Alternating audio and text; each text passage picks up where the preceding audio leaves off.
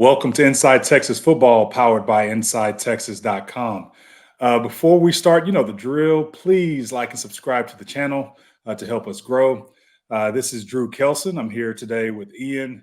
Now, we're just going to go just through some bird's eye view of the Washington matchup. Ian, how are you today? Doing good. I've been taking each of my kids out in turn to do Christmas shopping for the other kids. Wow. You have any kids yet? Yeah. Yeah. How 8 many do and you have? 5. 8 and 5? Okay, great. I have like 8, 6, 4, not yet 0. Oh man. So you're like, okay. So I took the girl out to get presents for her brothers today. And then Okay. of course with all of them, like you get to the end and they're like, what about me? Don't I get something? And it's like, yeah, I've been over this before. You're all about to get a mega haul. Right. Today's not about you. I'm glad that you're teaching. I mean, I've not taken my girls to get anything for each other. We may talk about what we're getting for other people, but yeah, we probably need to teach them how to love each other. That they have a love-hate relationship. So Yeah, this is my wife's idea. I'm just she's out of commission, pregnant, so I gotta carry forward the vision. well, well, fun stuff, man. I know today's been a crazy day, but we're gonna get into this matchup. We're gonna get into this matchup.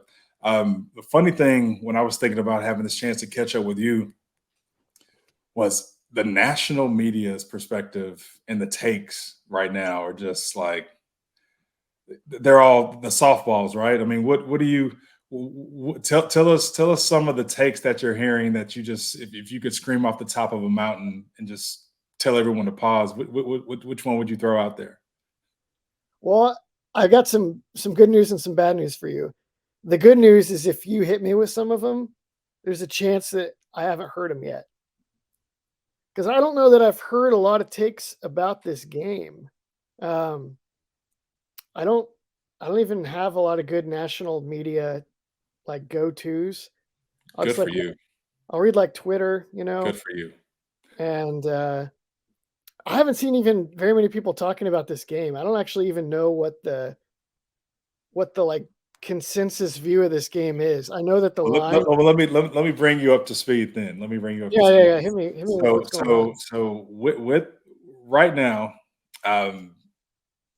Texas, this is the matchup that Washington would have dreamed of. Oh, Texas's pass defense is vulnerable and can be had, and this is an elite Washington Huskies offense, elite quarterback play, elite receivers. They'll all be healthy. They'll all be motivated because they're coming into this game as an underdog, and it's likely going to be a shootout.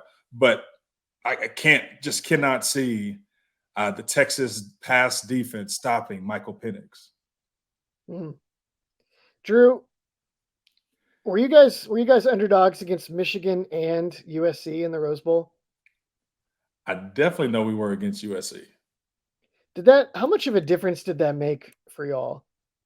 They're like, oh, they got us down 6 against USC, or was it just like, does that really matter? We didn't care about the line so much because we wanted to win. I mean, it wasn't about covering the spread; it was They about can win winning. too.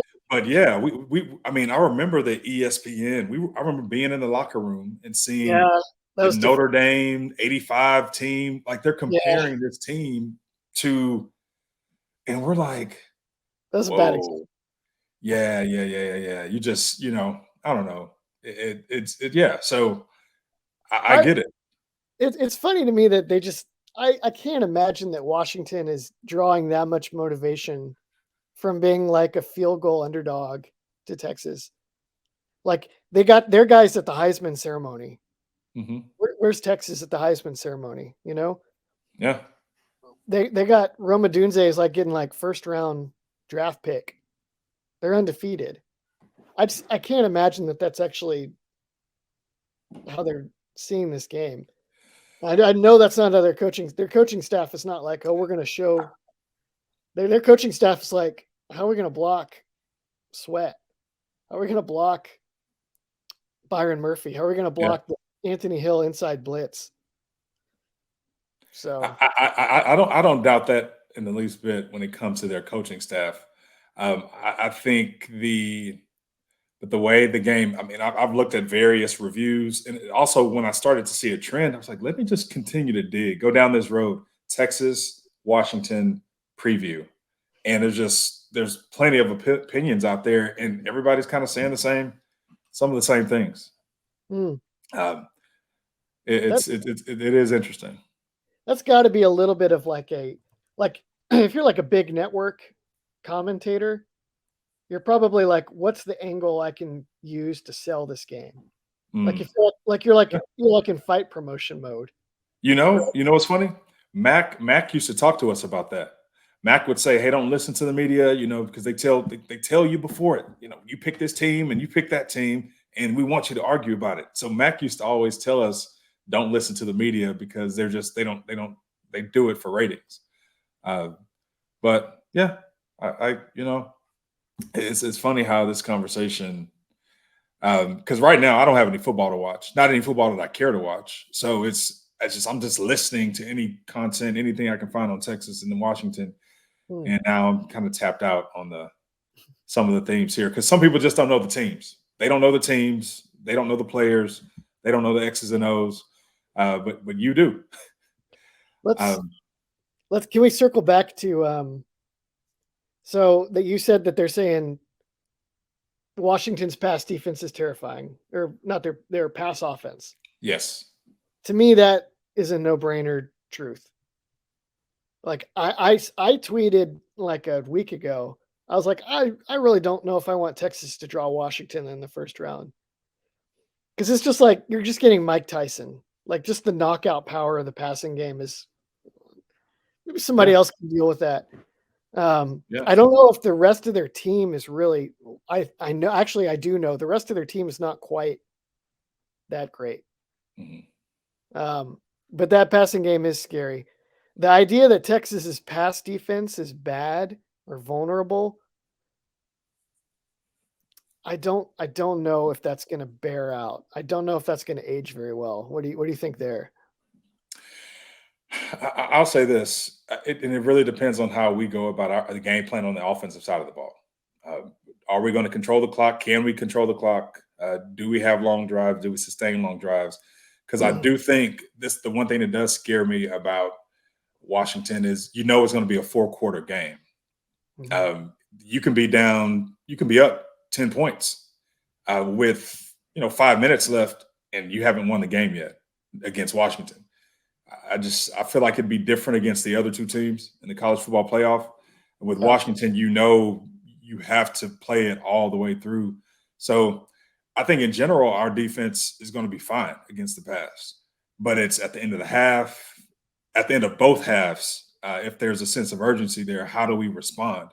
Because I just can't imagine if Washington has the ball with 5 minutes left in either half, like or at the end of each period, that they can really if they turn it on at those moments, um, is that when they can take advantage of us? Because it seems like when teams get in those hurry up situations, they can start moving the ball a bit more. So do you think Sark has a preference? Do you think he'd rather go in there and be like, I'm going to scheme up the run, and we're going to have a gazillion like ball control scripted plays to run in this game so we can just sit on the ball? Or do you think he's going to go in there like maybe more like Alabama or Oklahoma State and be like, you, Washington. Quinn Ewers is going to throw the ball 40 times and we're going to score a crap ton of points and let's just go. So I think against Washington, he has to do some ball control. I mean, I don't care if you think we can score 70 on them. If you can control the ball on the ground and keep them off the field, you just have to, at least for a few drives. I'm not saying that's your game plan, but I'm saying, if you get second quarter, when you get the ball in the second quarter, if you can eat some clock up and keep them off the field, I really think that just gets them out of rhythm. And I think the second quarter is always a key time to do that. Um, so Yeah, I don't see him scheming to do that, but I can see after a fast start first quarter, ball control second quarter, and then kind of take things from there, just depending on how the offense is played. Yeah, or what you need from there. Yeah, yeah. Yeah. One of the key factors, I think, I want your opinion on this. If you've seen anything different, because I mean, if we actually, it really goes to the red zone or the red area, as Sark calls it. If you think back on the season and how many opportunities that we missed in the red area, and then we kind of go through this period where we just could not get in the end zone. Yet, we still won these games. We still, missed opportunities against OU, but we finished the season finishing strong. I feel like we were scoring more touchdowns. I mean, we were scoring at a much higher clip. Seemed like we got more efficient. Seems like we had more options. That's not ignoring. We went through 2 games with Malik Murphy and against U of H, so that's taken into account everything. But what have you seen, or that's kind of been my biggest thought here is we've seen like we've always been able to move the ball this season on offense, but we've looked like different teams at different times in the red area. Um, is that something you think we fixed? Is that a concern for you going into this game? What are your thoughts on that part of it? Even though we're moving the ball, do you think we've turned that corner? It's hard to tell, honestly. Like going into Oklahoma State, I felt like it was still kind of undetermined. Like against Texas Tech, they scored from outside the red area a lot.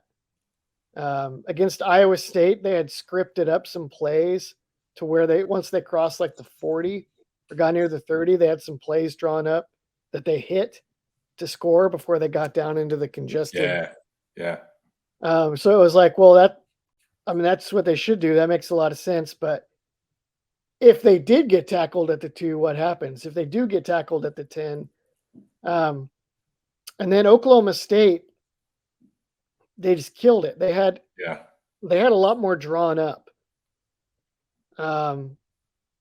Specific plays designed like to get the primary open. They had, and you can tell with certain teams, you can tell they were confident.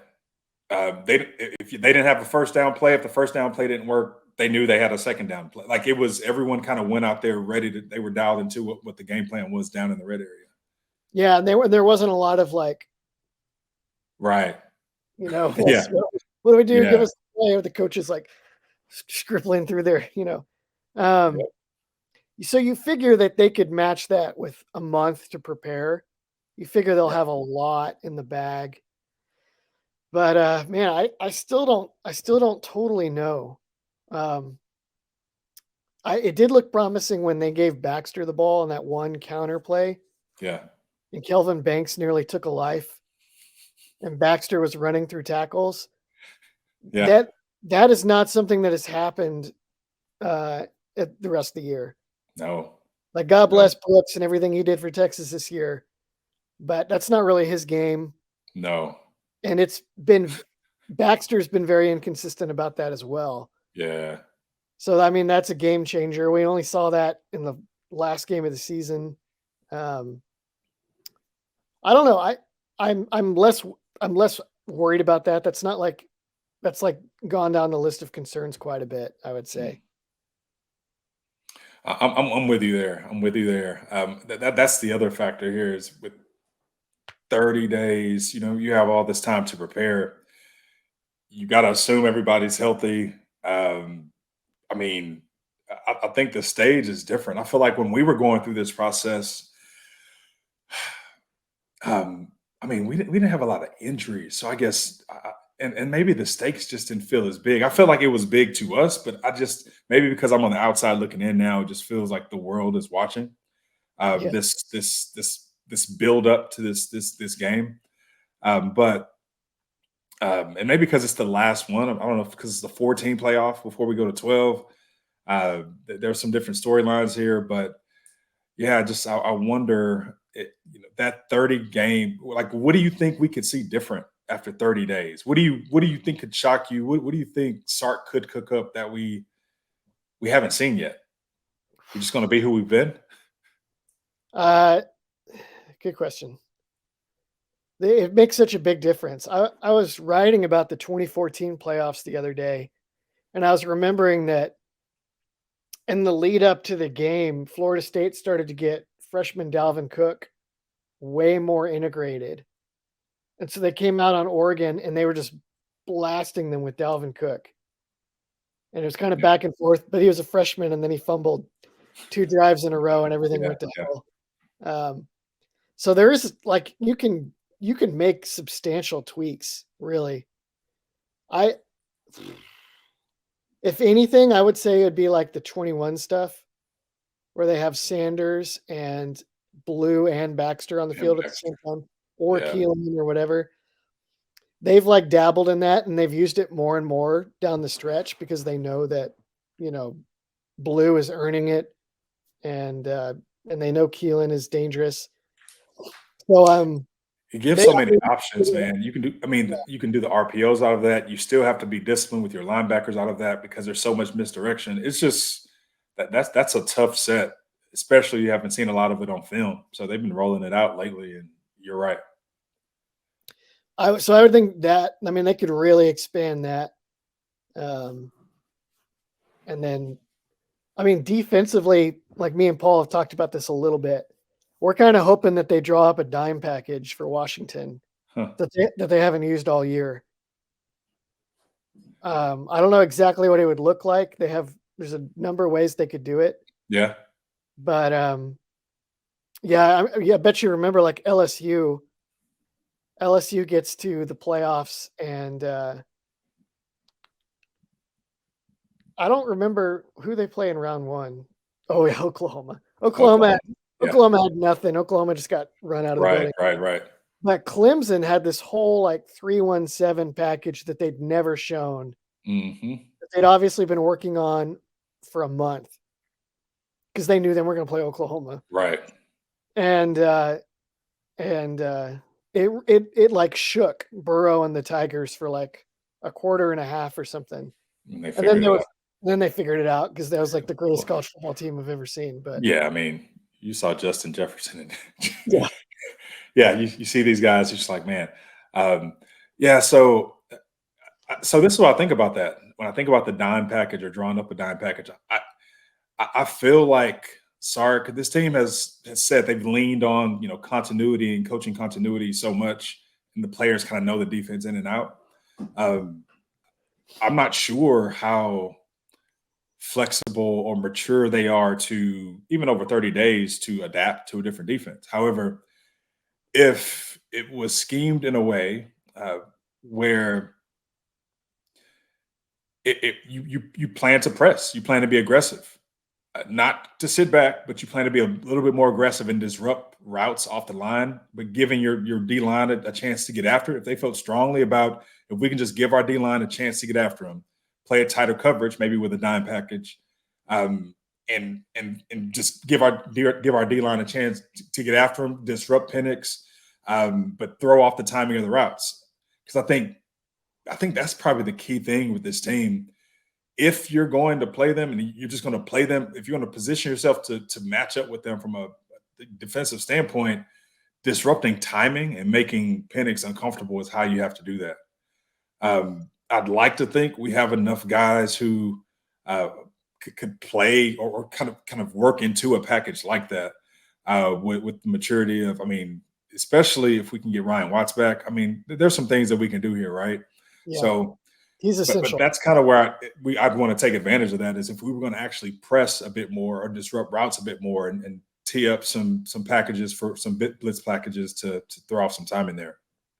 Yeah, just from the out the gate, like first impressions of Washington and watching them against Oregon, it seemed like an obvious thing is just their center is tiny. He's like 280 maybe. Really. And against Oregon, Oregon tried to attack him and like blitz inside all day in the Pac-12 championship game, and Washington had their running back picking it up. And he did a Mm. really good job. But if I'm Texas and I'm Pete Kwiatkowski, I'm probably thinking Anthony Hill and Jalen Ford on A gap blitzes all night long, and let's see if their running back can. And then we're going to play two back the whole game too. Mm. So it's either you're going to have to run the ball with your running back on our D line, or when you pass, we're going to bring pressure, and now your running back has got to block Anthony Hill, right, or Ford, and just see if they're really up for that. And if you can just, because the quickest way to blow up a passing game like that is, a linebacker in the quarterback's face Yeah. on the snap. Yeah. So, and you can't, and you can get it because they have to help their center with Sweat, Collins, Murphy, whoever. This is pretty in-depth analysis, but I was thinking that pretty early. Yeah. Of just like, how do you plan for this offense? You could like go dime, or you could just like really attack it, like you're saying, and just look for where it's easy to disrupt the timing of the Penix in the passing game. Yep. I know we've spent some time, I guess, naturally. It's kind of I've shied away from it. I hate that we've gone down this road, but we've talked about their offense versus Texas's defense a bit more than we have anything else. Um, what have you seen? I've so when and when I've gone back and watched Washington this year, I haven't really dialed into their games. Have been I feel like their defense has been a bit like ours, not in the same sense of just ours has been dominant, but their defense kind of plays in the flow of where the offense is, and that's why they can be in closer matchups against certain teams. Just because they're just if their offense is going, their defense can relax a little bit more. But when their defense needed some stops this year, their defense can turn it on. Um, how do we keep our offense out of that cat and mouse game with them? Because I mean, just what have you seen to allow us to take advantage of that, kind of put them on their heels? Well, I don't know. Like, it's funny. Like the main story of the game, I think Eric has talked about this a little bit because it annoys him. The main story of the game has been like from the national media has been how does Texas cover these receivers in Penix, right? And the other side of that coin is maybe a worse matchup. Like, I don't know if they can run with Mitchell and Worthy and Sanders. That looks like real trouble for the Washington defense. And I don't know if they've really, like USC is probably the closest they've come to the Yeah. firepower that Texas brought on the field. And I think that game was like a shootout, right? Yep. Well, it was two defenses just couldn't do it. Yeah.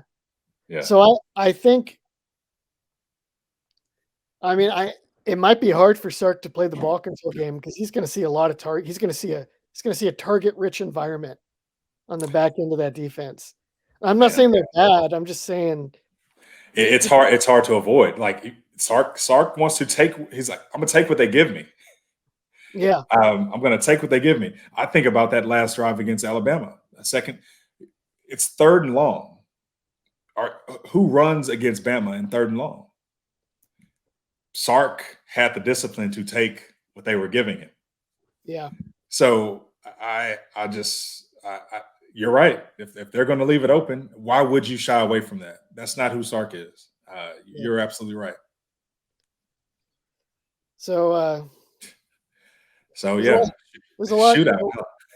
Yeah. No ball control in this one. You figure they'll have to some, like you said, because you want to try to disrupt the rhythm of the Huskies. But if it looks bad early on defense, like Sark's he's just gonna air it out. He's just gonna go for it. Yeah. And he may do that anyway because he can and he loves to.